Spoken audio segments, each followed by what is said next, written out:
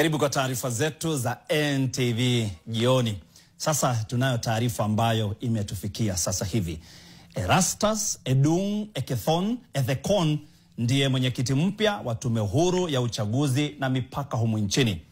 Ni taarifa ambayo inatufikia. Erastus Edung Ethekon ndiye sasa mwenyekiti ambaye ameteuliwa na Rais William Ruto kufikishwa bungeni ili ateuliwe kuwa mwenyekiti wa tume ya IEBC. Makamishina wengine ambao wameteuliwa ni pamoja na Anjeri Nderito, Moses Alutalala Mukwana, huyu namfahamu sana, mchanganuzi wa masuala ya siasa, Mary Karen Sorobit, Hassan Nur Hassan, Francis Odhiambo Adol, vile Fahima Arafat Abdalla.